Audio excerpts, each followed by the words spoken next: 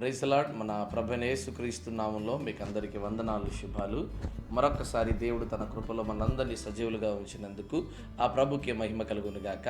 ఈ దిన దేవుని వాగ్దానము 2వ సమూయేలు గ్రంథము 7వ అధ్యాయము 11 వచనాన్ని మనం చదువుకుందాం. నీ శత్రువుల మీద నేను జయమిచ్చి నీకు నెమ్మది కలగజేయుచున్నాను.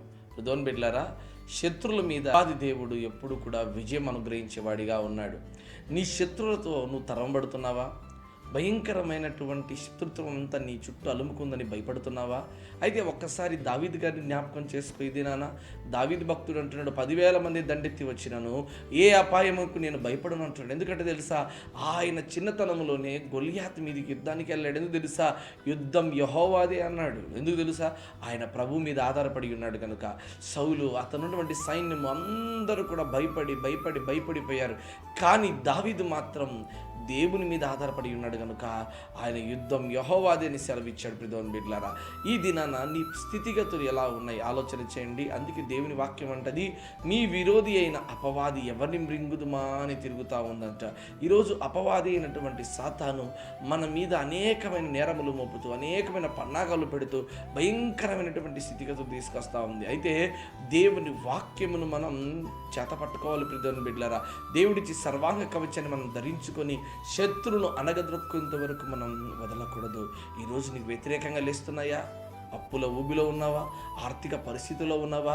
అనారోగ్య సమస్యలతో ఉన్నావా? అయితే వీటన్నిటిని అపవాది పెడతా ఉన్నాడు నీ జీవితంలో.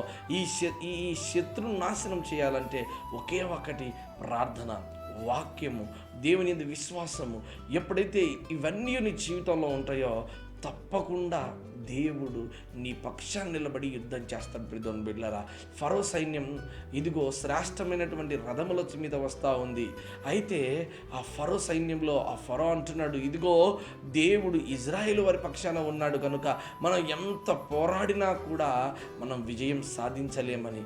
ఈరోజు నువ్వు గనక దేవుని మీద ఆధారపడి నమ్మకం ఉంచగలిగితే అనేక మంది శత్రువులు వారి నోటితో వారే అంటారు, దేవుడు వారికి తోడుగా ఉన్నంత కాలం మనం ఏమీ చేయలేమని. కనుక దేవుని విశ్వాసం ఉంచి బిడ్డ, తప్పకుండా నీ శత్రువులను మీద దేవుడు నీకు విజయం ఇచ్చి తప్పకుండా నిన్ను గొప్పగా దీవిస్తాడు. అటు ఆశీర్వాదము, అటు దీవెన దేవుడు ఈ దినాన్ని నీకు దయచేయును గాక.